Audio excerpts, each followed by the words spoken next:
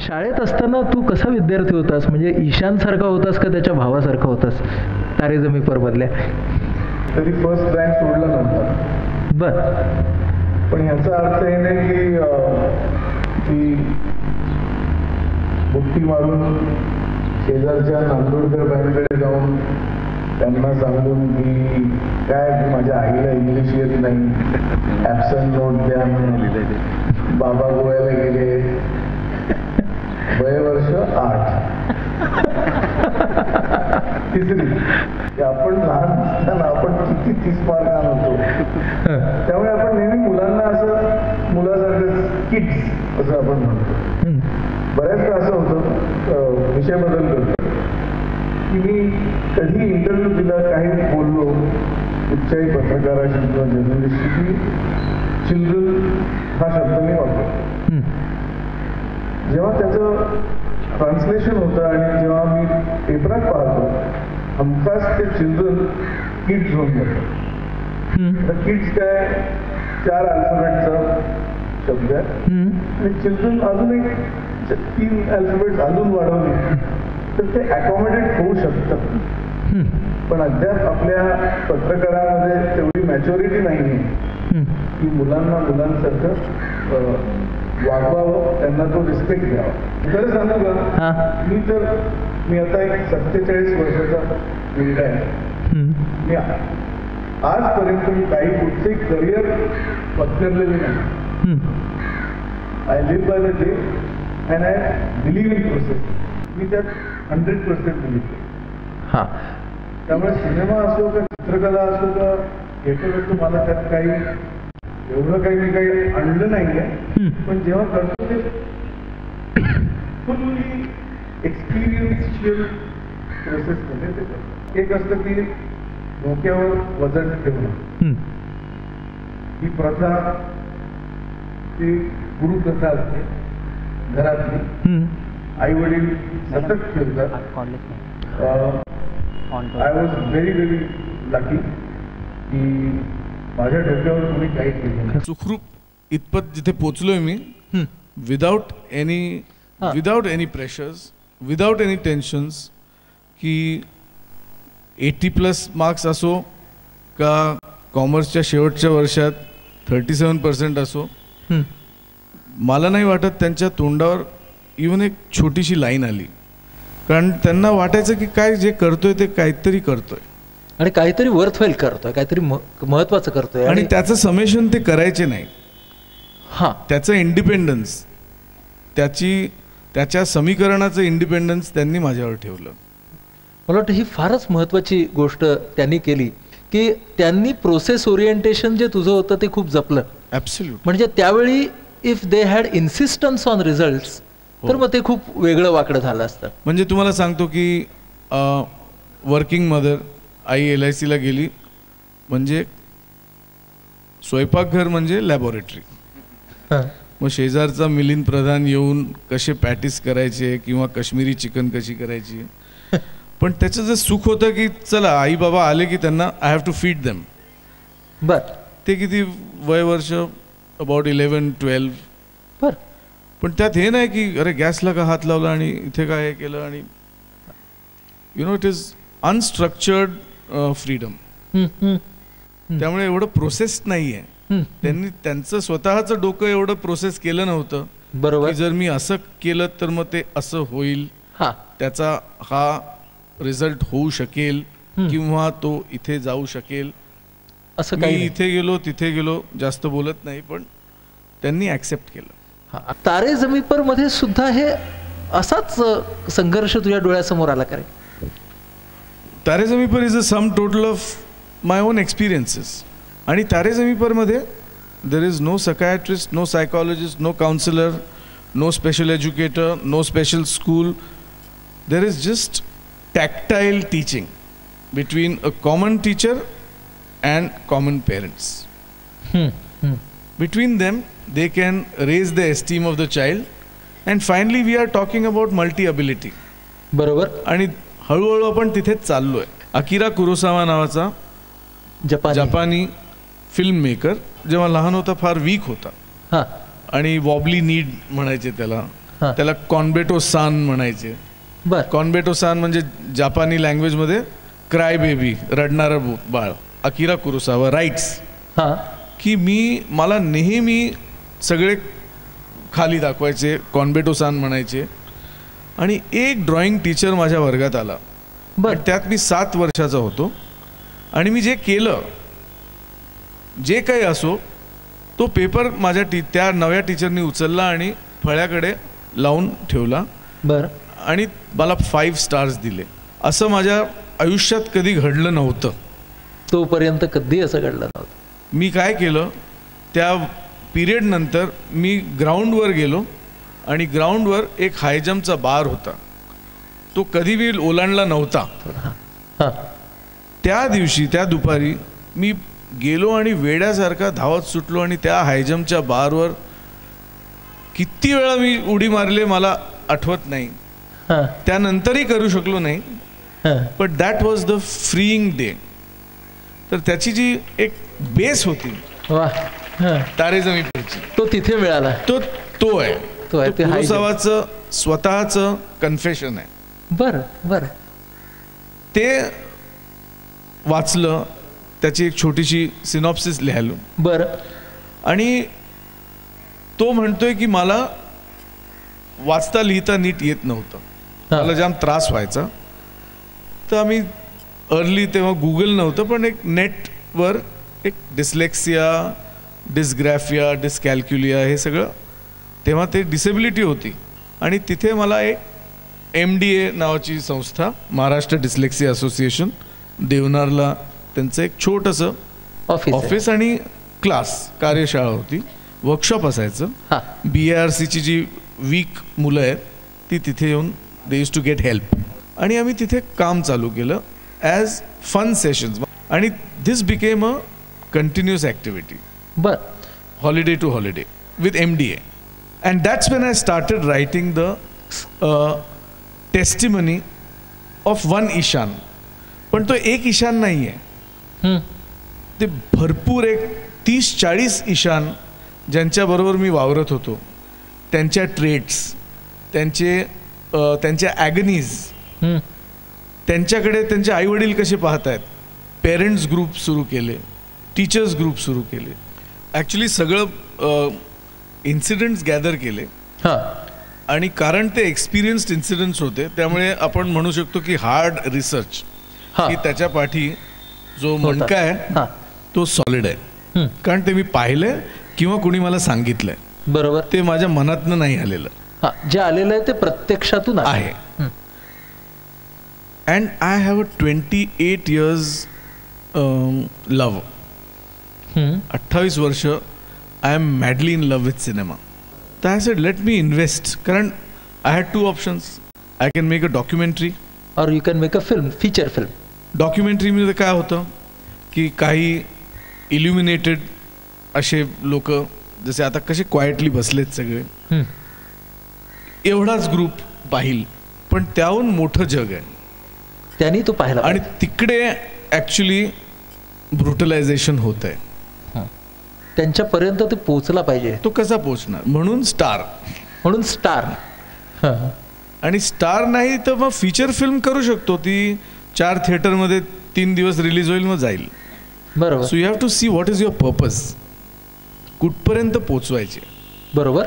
So I decided की प्रोड्युसरला न गाठता एक मोठा दांडगा स्टार गाठावा. ओके. मग. आणि ते दिल चाहता है तेव्हा चालू होतं. आणि अक्षय खन्ना तो पेंटिंग करायचा. बर. तो रोल होता त्याचा. हो. ॲज अ सेन्सिटिव्ह फेस आहे, हे आहे ते. म्हणून आमिर तो he is my understudy from college. In common friend, त्याच्या चुलत भावाकडे एकदा भेटला मला तो. मी म्हणालो की आत्ता तुम्ही ते दिल चाहता है केलं आहे, तर मला एक अक्षय खन्नाला जरा भेटायचं आहे, you try and help me. So he said, त्यांनी फोन लावला. तो म्हणाल तो कुठे लद्दाखला आहे, JP दत्ताचं बॉर्डर काहीतरी करतोय. 2 महिने येणार नाही इथे. बर. तू काय आहे काय त्याच्याकरता? असं नाही, एक छोटीशी ट्रीटमेंट आणि स्क्रीन प्ले लिहिला आहे, तर मला ऐकव ना. पण तुला कशाला ऐकायचं आहे?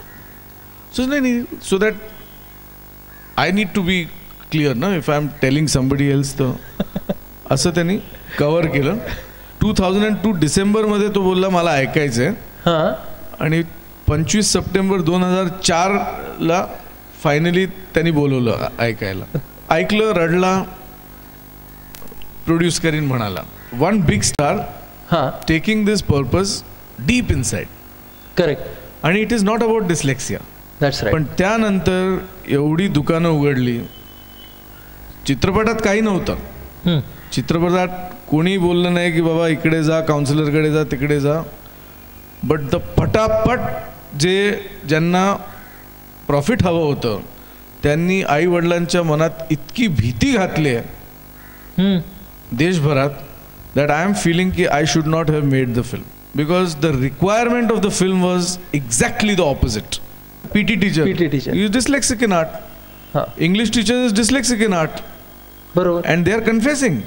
हो. They are telling the principal, sorry, we don't know. Ishan is bigger than us. Correct. So on a particular day, every child is bigger than any other person.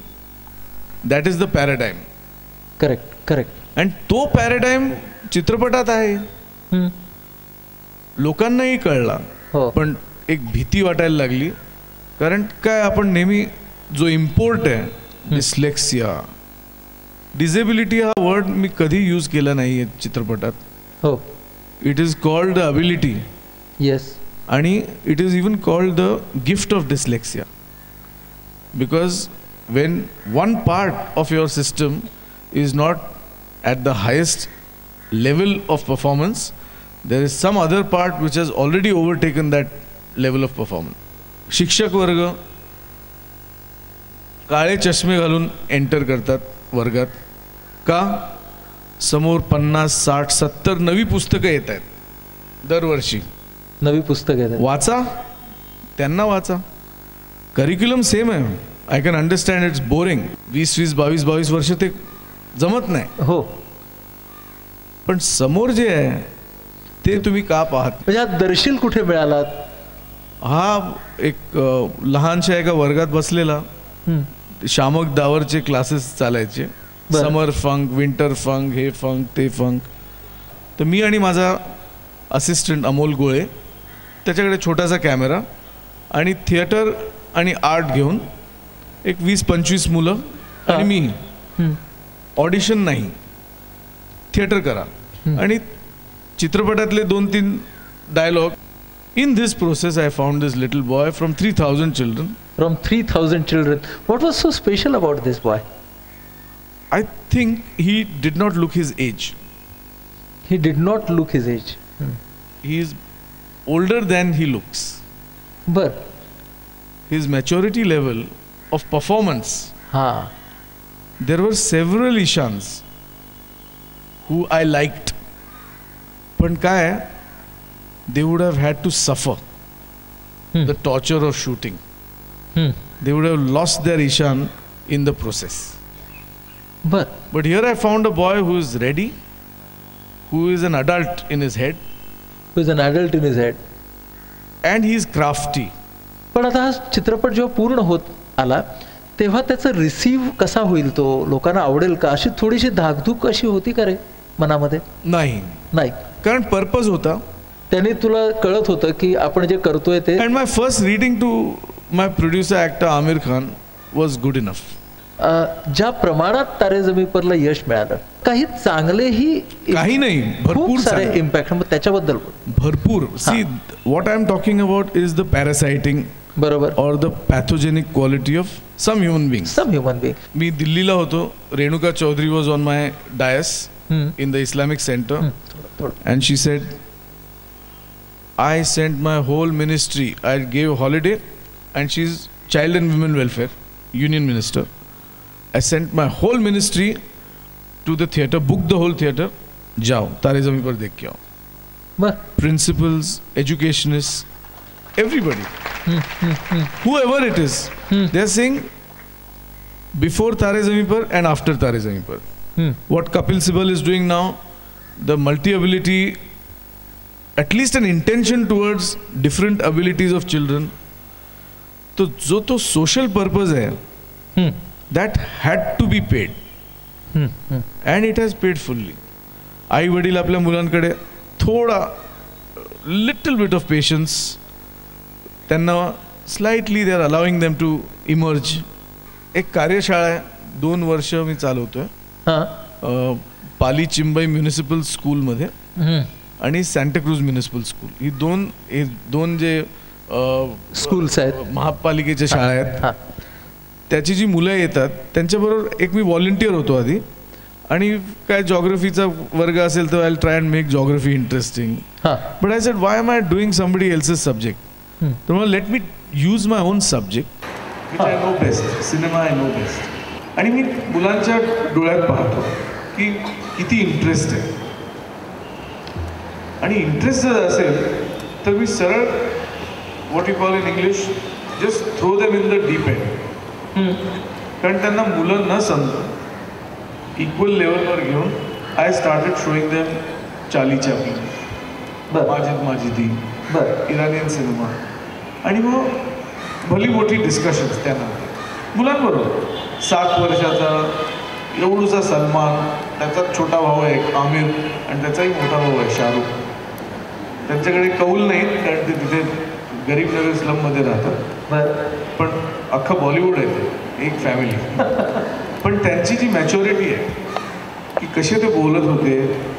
Children of haven पाहिल्यानंतर त्यांचे काय अभिप्राय होते, कारण ते त्यांच्या लाईफशी चांगले जोडलेले होते.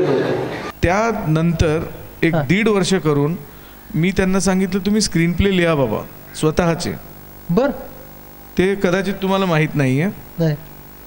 तर गेल्या उन्हाळ्याच्या सुट्टीत 40 डे वर्कशॉप कंटिन्यूस ठेवून at the end of that 4 दिवसाचं शूटिंग वर्कशॉप झालं.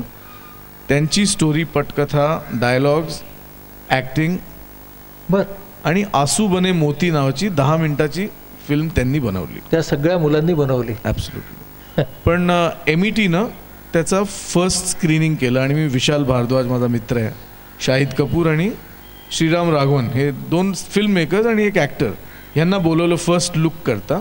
आणि त्या मुलांचे मुलामुलींचे आई वडील. आणि त्यात झालं असं की सारी फिल्म स्टुडंट कम्युनिटी होती आणि ते गार पडले, कारण they have not seen such a pristine and honest short film. Vishal स्वतः बोलला, शाहिद बोलला, श्रीराम बोलला की हे आमच्याकडनं होणार नाही. हे म्हणजे ही मुलंच ते करू शकते. ॲब्सोल्युटली, कारण त्यांच्याकडे हजारो कहाण्या आहेत. It is at a very low level that the child is living from day to day. मग पुढं काय झालं? That film was shown with the Oscar winning smile Pinki. बर, मेगन मायलनची जी मागच्या वर्षीची जी डॉक्युमेंटरी आहे cleft lip. So they showed it at whistling woods. आणि आमचे चंटर पंटर गेलेवर विथ मेगन मायलन, कारण 2 फिल्म बॅक टू बॅक दाखवलेल्या. And they went there as directors and actors. So it was sounding like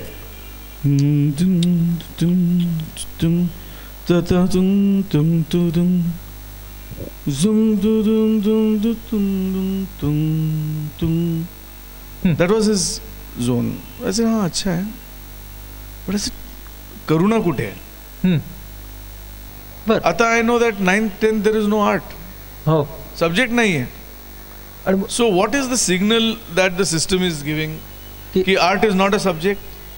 You should not follow it. Or art is not an important subject. Important कुठे? Subjectच नाही. Subjectच नाहीये. एक प्रश्न म्हणजे आपण चित्रपट निर्मिती ह्याच्याबद्दल बोललो. आमच्यापैकी अनेकांनी कमीने ह्या चित्रपटामध्ये तुझा अभिनय पण बघितलाय. त्याच्यामध्ये एक थोडासा वाईट माणसाचा किंवा असा विलनिश अशा टाईपचा तो रोल आहे. तर तू ॲक्टिंग सुद्धा ही करिअर करतोयस का? 1977, 78, 79, 80 नाही, 81, 82. All these 5 years I have been the best theatre actor. Plus I have done 5 years of experimental theatre. I have done a big workshop with Peter Brooks जेव्हा ते भोपाळला आलेले तेव्हा. And I have stayed with Prithvi Theatre when it was experimental, and we've done about 200 एकांकिका आम्ही तेव्हा केल्या. त्यानंतर FTI ला गेलो. बरोबर. As an actor I have done about 110 films there. त्यामुळे पण मला व्यवसाय करायचा नव्हता, मला फोटो घेऊन प्रोड्युसरकडे जायचं नव्हतं. मला एक रोमॅन्स होता त्या लेन्स बरोबर. तो मला तिकडे 35mm कॅमेरा मिळत होता, कथा मी लिहित होतो, ॲक्टिंगही करत होतो, एक डायरेक्टर असायचा, कधी म्युझिक दिलंय कधी काय केलंय. पण 12 वर्ष मी त्या विजडम ट्री खाली, बोधिवृक्षाखाली बसलेलो. तर गाणं रचणं आणि गाणं हा भाग तुझ्यामध्ये कसा आला? म्हणजे वडील बरं लहानपणापासून भीमसेनजींचं गाणं कुठे असो किंवा गीतरामायण असो, कुठेही, म्हणजे सवाई गंधर्व असो, Deshpande was my father's favourite. तो म्हणजे Katyar Kaljat Ghusali, if your it is coming in to you when you are 4.5, तर नॅचरली त्याचे संस्कार तर. तुझ्या विद्यार्थ्यांबरोबरच्या मुलांबरोबरच्या कार्यशाळांमध्येही तू संगीत वापरतोस? हो, आम्ही गातो जसं तुम्ही गाता. हा, मग आम्हाला तसं जरा तुमच्याकडून गाऊन हवाय. अच्छा, माझं एक स्मॉल उदाहरण. शंकर मित्र माझा, आम्ही बसलेलो आणि एहसाननी एक बेसिक रिफ आणली. The riff was where the just the chord play is there. तो त्याने एक कॉर्ड प्ले आणला. तो ये तो बहुत फ्लैट जा रहा है because it is sounding, I am not saying it's happy, but minor note नहीं मिल रहा है. I'm not getting the minor. If I get the minor, then it hurts my belly. So we sat and suddenly Shankar burst into the note. So जब भी कभी पापा मुझे जो जोर से झूला झूलाते हैं माँ. I said, I got it. I got the song. ही जी आपली शिक्षण व्यवस्था आहे, ती व्यवस्था आपल्यापैकी प्रत्येकाला एकेका कोनाड्यात बसवायला पाहते. परंतु या सगळ्या कोनाड्यांच्या पलीकडे एक बाल्य आहे, ज्याला अमोलने आज नाव दिलं चिल्ड्रन. आणि त्याने चिल्ड्रन आणि किड्स ह्याच्यातला फरक आपल्याला फार उत्तम पद्धतीने सांगितला. आपल्या सगळ्यांच्या मध्ये तो चाइल्ड आहे खरं तर. आणि तो आपल्याला असं म्हणाला की आपण जेव्हा मोठे होतो तेव्हा हळूहळू त्या चाइल्डला विसरतो. आमच्यातल्या पेरेंट्सनी तो जर चाइल्ड विसरला नाही तर त्यांच्या वागण्यामध्ये खूप फरक पडेल आणि ते जास्ती प्रोसेस ओरिएंटेड होतील, रिझल्ट डॉमिनेटेड होण्यापेक्षा. हा मला सगळ्यात महत्त्वाचा तुला सांगितलेला मुद्दा वाटतो.